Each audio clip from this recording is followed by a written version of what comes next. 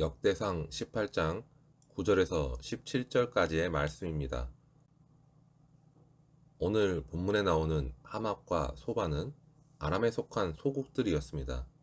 두 국가는 경쟁 관계에 있었고 또한 전쟁 중이었습니다. 그래서 다윗이 소바를 정복하자 하맛의 왕 도우가 그의 아들 하도람을 다윗에게 보내서 화친을 청해왔던 것입니다. 도우는 다윗의 승리를 축하하면서 예물을 보냈습니다. 다윗이 자신의 대적을 꺾어주었다는 이유에서였습니다. 다윗은 하맛과 전쟁을 치르지도 않고 하맛 왕의 항복을 받아낸 것입니다. 이렇게 하나님은 다윗을 높여주시고 그의 지경을 넓혀주셨습니다. 다윗은 또한 전리품들을 사사로이 취하지 않았습니다. 그는 전리품들을 하나님께 봉헌했습니다. 하맛 왕이 가져온 예물뿐만 아니라 여러 민족에게서 얻은 전리품들까지 모두 하나님께 봉헌했습니다. 그렇게 함으로써 승리의 영광을 자신이 사사롭게 취하지 않고 하나님께 돌린 것입니다. 그는 물질에 대해서도 승리의 영광에 대해서도 탐욕을 품지 않았습니다.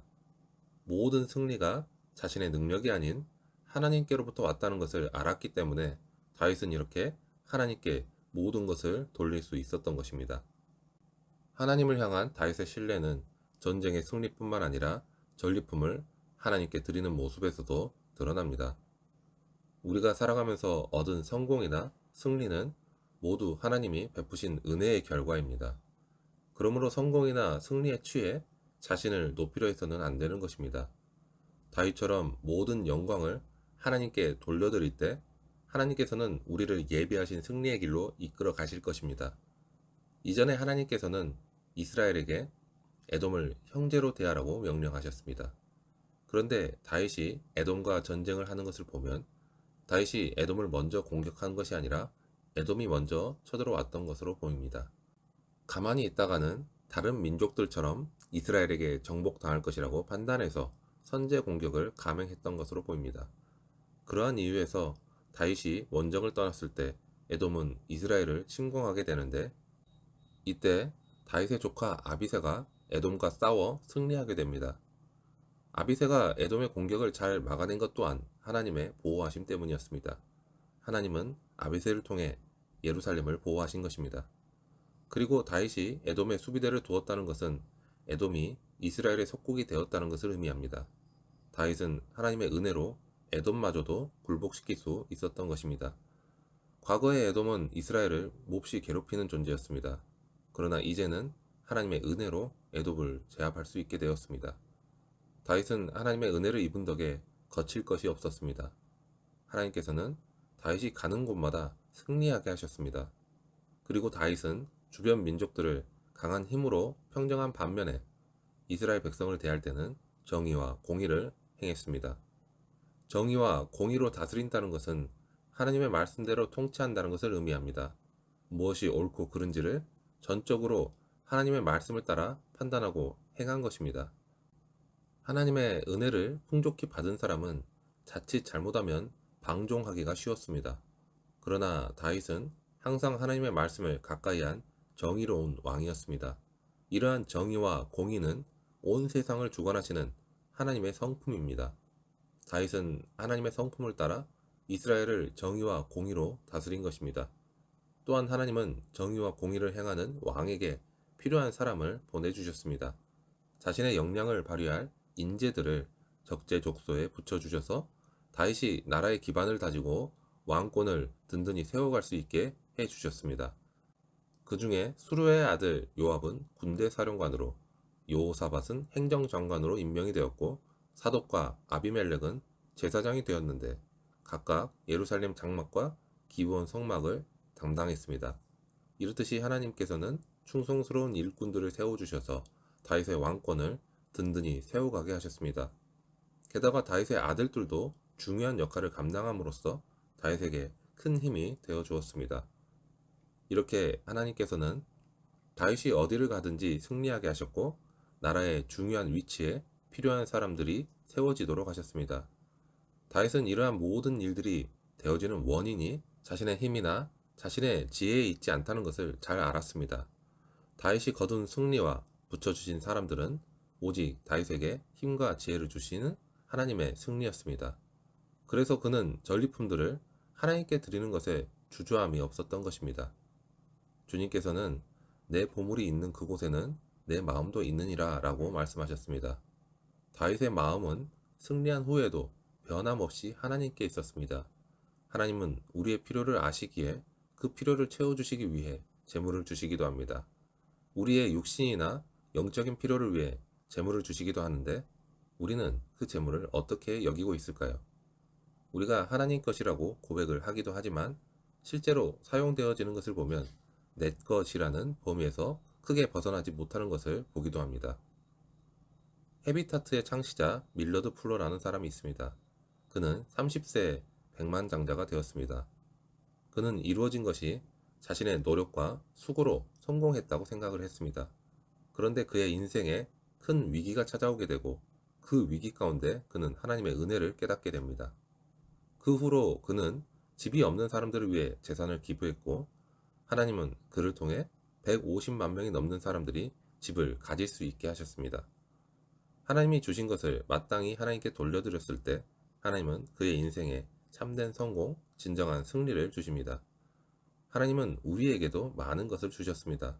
시간과 물질, 재능 등 우리가 생각할 때는 보잘것없어 보이는 것들이라도 그것은 하나님께서 주신 너무나 귀한 것들입니다. 작은 일에 충성한다는 것은 나의 것이 작은 것이었지만 그것을 주신 분이 하나님이시기 때문에 그 작은 것에 하나님의 뜻이 있음을 깨닫고 하나님과의 관계로 보면서 작은 일이 아닌 너무나 중요한 일을 하고 있다는 사명으로 나아가는 것을 생각해 보아야 합니다. 다윗은 자신에게 하나님께서 허락하신 나라를 정의와 공의로 다스리기 원했고 또 그렇게 행했습니다. 정의와 공의로 자신에게 주어진 삶을 다스린다는 것이 너무나 좋은 일이라는 것은 모든 사람들이 다 인정하는 부분입니다. 하지만 실제 삶에서는 정의와 공의보다는 어떻게 해서든지 이 치열한 삶의 경쟁에서 살아남을 길을 선택하는 것이 우리의 실제 모습이기도 합니다. 삶을 생존 경쟁으로 보게 되면 정의와 공의보다는 온갖 편법과 적당한 타협이 판을 치게 됩니다. 고대의 왕들은 왕권을 강화하기 위해서 정적들을 숙청하고 백성을 억압하는 방식을 더 선호했습니다. 그리고 실제로 그 방법은 더 쉽게 왕권을 강화시켰습니다. 정의와 공의로 나라를 든든하게 세우는 것은 시간도 많이 걸릴 뿐더러 위험 부담도 너무나 큰 길이었습니다. 그런데 다윗은 그 길을 선택했습니다. 왕으로서 모든 백성에게 정의와 공의를 행했습니다. 하나님이 정의롭고 공의로우신 분이기 때문에 그는 하나님을 나타내고자 했던 것입니다. 그는 공의와 정의를 사랑하시며 세상에는 여호와의 인자하심이 충만하도다 라는 시편 33편의 말씀처럼 우리가 하나님을 본받아 공의를 실천하고 정의로운 삶을 살 때 하나님은 기뻐하십니다. 무한의 경쟁 사회에서 정의와 공의를 추구하고 행하는 것은 결코 쉬운 일이 아닙니다. 쉽지 않은 정도가 아니라 어쩌면 우리의 의지로는 불가능한 영역에 있다고 볼 수 있습니다. 나 자신을 하나님의 뜻에 굴복시키고 하나님을 내 삶의 주인으로 인정해야 하나님의 정의와 공의를 추구할 수 있습니다. 그렇기 때문에 하나님의 공의로운 통치가 실현되도록 하나님의 말씀에 우리는 순종해야 합니다. 그럴 때 하나님의 승리가 곧 우리의 승리가 되는 것입니다. 우리도 매일매일을 영적 전쟁 가운데 살아갑니다. 가정과 직장에서 심지어는 믿음의 공동체 안에서도 날마다 영적 전쟁을 치르며 살아갑니다. 날마다 맞닥뜨리는 영적 전쟁에서 패하지 않고 승리를 거두기 위해서는 어떻게 해야 할까요? 다윗은 하나님께 기꺼이 드리는 삶을 살았고 정의와 공의를 행했습니다. 하나님은 그렇게 신실한 다윗에게 어디로 가든지 승리하는 복을 주셨습니다. 하나님은 우리에게 승리를 주기 원하시는 분입니다. 그렇다면 우리에게 필요한 것은 무엇일까요? 우리에게 필요한 것은 자신의 능력이나 인맥이나 자신의 기준이 아니라 하나님의 주권을 인정하고 그 하나님의 다스리심에 순종하는 것입니다. 아이러니하게도 다윗은 무자비한 전쟁을 통해 평화를 가져왔습니다. 우리의 영적 전쟁을 다루는 신앙의 삶에 있어서도 자신의 죄와 악에 직면하여서 그 죄악을 하나님의 전신갑주를 입고 전쟁을 치르지 않으면 평화는 이루어지지 않습니다. 다윗이 보여주는 이 전쟁은 우리의 내면에 이루어지는 영적 전쟁의 그림자라 할 수 있습니다. 그렇기 때문에 다윗이 직면했던 전쟁들은 믿는 자의 삶에서 벌어지는 영적 전투에 그대로 적용될 수 있습니다. 이 전투는 하나님이 허락하신 땅 곳곳에 침투하고 뿌리내린 불신앙적인 요소들을 제거하는 과정입니다. 내 안에 불신앙의 세력들은 서로 연합해서 하나님께로 온전히 나아가 그 관계 안에서 완전히 빠지고자 하는 의지를 현실적인 문제와 감정적인 문제 등 우리가 하나님과의 관계 외에 중요하다 여겨지는 것들을 사용해서 더욱 압박하여 밀어내려고 합니다. 분쟁을 일으키기 위해 오셨다는 예수 그리스도의 말씀은 하나님을 믿고 하나님만을 섬기는 거듭난 자는 다른 우상을 섬기는 세력과 연합하는 것이 불가능하다는 사실을 보여주고 있습니다. 하지만 사도 바울이 고백한 것처럼 우리 안에는 두 세력이 여전히 싸우고 있습니다. 그리고 그 싸움에서 옛사람을 벗어버리고 새 사람을 입으라고 바울은 말씀을 전하고 있습니다. 다윗이 보여준 전쟁과 그리고 나라를 세워가며 하나님께서 붙여주신 사람을 세우는 것을 보면서 우리의 영적 생명이 전쟁을 어떻게 치러야 하며 그 전쟁 중에 또한 어떻게 하나님 나라를 위해서 서로가 도움을 주는가를 우리에게 알려주십니다. 오늘은 더욱 하나님 앞에서 내가 어떤 전쟁을 치르고 있는지를 돌아보고 또한 하나님께서 함께 동역하라 붙여주신 사람들이 누가 있으며 그들과 어떻게 서로 돕고 있는가를 돌아보면서 우리의 영적 전쟁을 이기기 원하시는 하나님께로 더욱 다가가는 사랑하는 광학교회 성도님들 되시기를 축원합니다.